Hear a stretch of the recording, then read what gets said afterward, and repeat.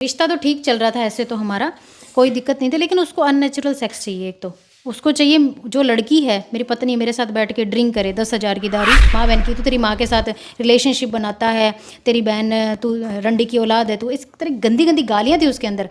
मतलब अंधे हो गए थे क्या तुम, जो इतनी गंदी लड़की के साथ तुम रह रहे थे और तुमको पता है कि मेरे दोस्त के साथ थी, फिर इसके साथ रिलेशनशिप बनाने की क्या ज़रूरत थी तुमको। तो गंदे गंदे मैसेज, गाली गलोच, बीच में ही आई लव यू, ठीक है, बीच में ही आई लव यू, बीच में तू मेरे बिना कैसा रहेगा, बीच में माँ बहन की गंदी गंदी गालियाँ थी। और बीच में एक वीडियो का जो आता है ना, वो था। शादी जैसे मेरी हुई और जैसे सुहागरात होती है, उसके अगले दिन नेक्स्ट दिन सुबह सुबह जेठ आकर मुझसे पूछता सुहागरात कैसे मनाई। मेरे से पूछता वो, आपके जेठ? हाँ, मुझसे पूछते कि सुहागरात कैसे मनाई। मैं हक्की बक्की रह गई है सुन के, ऐसे जैसे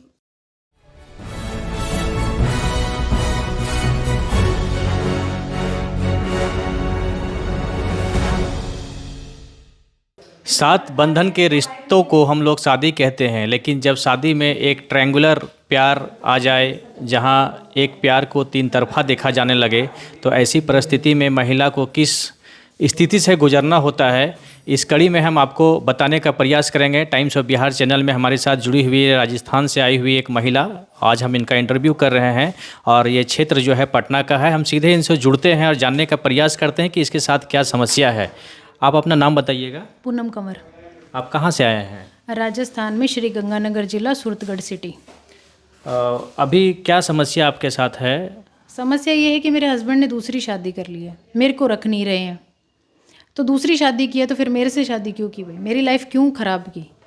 पैसा ही चाहिए था तो आपकी मांग शादी लेता ना। कब हुई थी? 2018 में। और अभी फिर आपके हस्बैंड दूसरी शादी कर लिए हैं? 2021 में। ये आपको कब मालूम हुआ कि आपके हस्बैंड जो है दूसरी शादी कर ली है? 2021 में ही।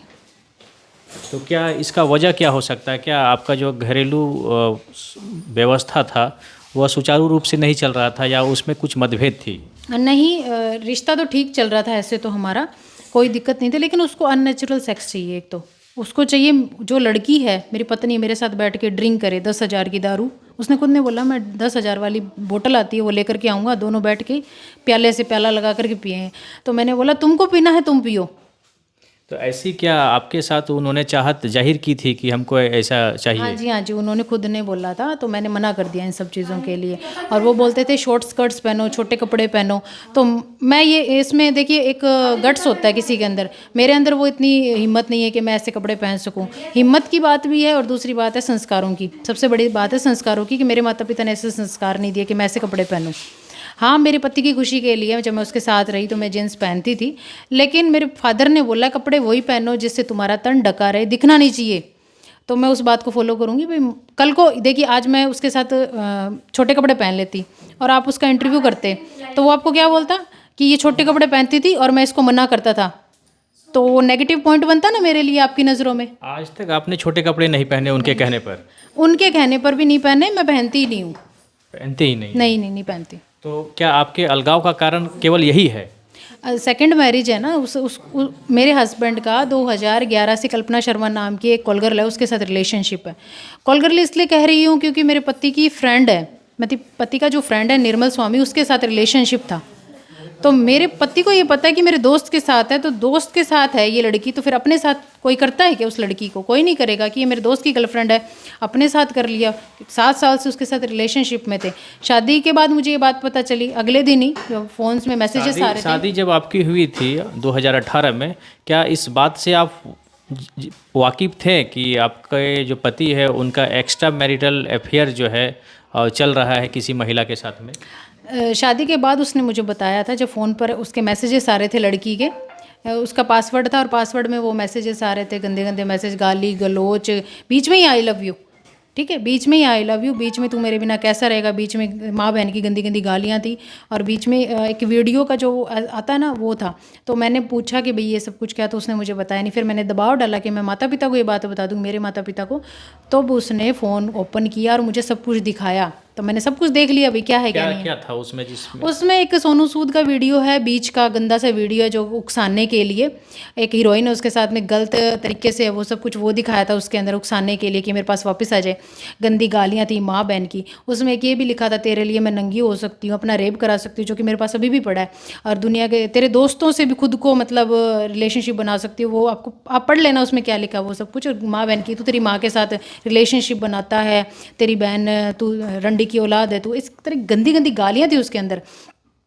तो मैंने कहा ये लड़की पागल है क्या, मतलब अगर आप इससे प्यार करते थे तो इसी से शादी करनी चाहिए थी। और फिर मैंने बोला आप आँख फुट, हम ये बोलते फुट गई थी क्या तुम्हारी, मतलब अंधे हो गए थे क्या तुम, जो इतनी गंदी लड़की के साथ तुम रह रहे थे और तुमको पता है कि मेरे दोस्त के साथ थी, फिर इसके साथ रिलेशनशिप बनाने की क्या ज़रूरत थी तुमको।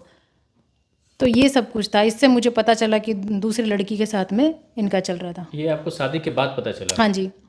तो उसके बाद आपने क्या किया, अपने पति को क्या सुझाव दिया कि आप? मैंने बोला चलो ठीक है, उसने बोला मुझसे गलती होगी, मैं बताया नहीं अब, लेकिन अब मेरा पास्ट है, मेरा इसके साथ कोई रिलेशनशिप नहीं है। तो मैंने बोला ठीक है आपका पास्ट है तो जाने दीजिए। तो इसके मन में ये रह गया कि शायद ये मुझे दबाएगी, इसके घर वालों ने भी इसको मतलब उकसाया कि इसको सच्चाई पता चल गई है, अब ये तेरे को दबाएगी क्योंकि तू तो इसकी नज़रों में कैरेक्टरलेस साबित हो गया। ठीक है। तो ये बात आपके जो ससुराल वाले थे, जो आपके ससुर जी होंगे, हाँ या जी। आपके ससुराल में और जो अन्य लोग होंगे, क्या ये बात उनको पता थी? उनको पहले से पता थी क्योंकि मेरे हस्बैंड ने खुद बोल दिया था कि मैं बुढ़ा हो जाऊंगा जब मेरी शादी करोगे क्या, क्योंकि 28 ईयर्स के थे मेरे हस्बैंड जब शादी हुई थी मुझसे। तो इन्होंने बोला मैं बुढ़ा हो जाऊंगा तब मेरी शादी करोगे क्या आप। तो जब घर वालों को पता है कि खुद औलाद बोल रही है चल के तो करा दो ना, इतनी आग लगी हुई है तो करा दो उसकी शादी किसी के साथ में, दूसरे की लाइफ क्यों खराब करो। तो मेरे ससुर थे वो उस लड़की के वहाँ गए थे, जयपुर गए थे पता लगाने के लिए कि भाई रिश्ता करने के लिए। तो उनको दिखा कि इसके पास तो कुछ देने लेने के लिए है नहीं, किराए के मकानों में वो घूम रही लड़की है। कहाँ की है, रेसिडेंटल कहाँ की है वो लड़की? वो रेसिडेंटल जैसे पीछे का गांव है दौसा जिला नांगल रजावतान। मतलब आपके हस्बैंड के गांव से कुछ ही दूरी की है? नहीं कुछ ही दूरी नहीं है, कितनी दूरी में है? जिला अलग अलग है। जिला अलग है। हाँ जी, और रहती जयपुर में है। और वो लड़की जयपुर में रहती है? हाँ जी, जगतपुरा के अंदर रहती है। तो फिर आपके ससुर जी जब वहाँ गए रिश्ता करने के लिए तो उसके साथ रिश्ता नहीं हो पाया? नहीं किया क्योंकि ससुर जी को ये देखा कि ये तो फटीचर लोग हैं, इनके पास देने लेने के लिए भी कुछ नहीं है। और ये लड़की पहले शिवराज के दोस्त के साथ थी, अब मेरे बेटे के साथ, यानी कि घटिया लड़की है। आपने दो बातों का जिक्र किया अभी हमारे साथ। एक तो आपके पति फोर्स करते थे छोटे छोटे कपड़े पहनने के लिए, शराब की बोतलें मंगाई जाती थी कि आपको पीना पड़ेगा मेरा साथ, लेकिन उसको आपने करने से मना कर दिया। दूसरी ओर आप बोल रहे हैं कि आपके पति का जो है दूसरे किसी लड़की के साथ संबंध था। तो ये दोनों बातों में एक विरोधाभास उत्पन्न हो रहा है कि या तो आपके साथ यदि लगाव नहीं था तो फिर आपको इस तरह से नेगेटिवली फोर्स या क्यों करते थे? नेगेटिवली फोर्स इसलिए करते थे, उसका भाई उकसाता था, उसका भाई बोलता था, दोनों भाई एक दूसरे आपके से बात ससुराल शेयर में करते कौन कौन से सदस्य हैं? हैं। जेठ है, सास ससुर है, ननद भी उसी घर में रहती है, बड़ी वाली ननद है। ननद शादीशुदा है या? शादीशुदा है, 2 बच्चों की माँ है, हवलदार है आर्मी के अंदर उसका हस्बैंड। लेकिन रहती है अपने पिताजी के यहाँ? हाँ पिताजी के यहाँ भाना, मतलब चलो मान लिया उसकी मम्मी को लकवा हुआ था तो माँ की सेवा करने के लिए वो रह गई।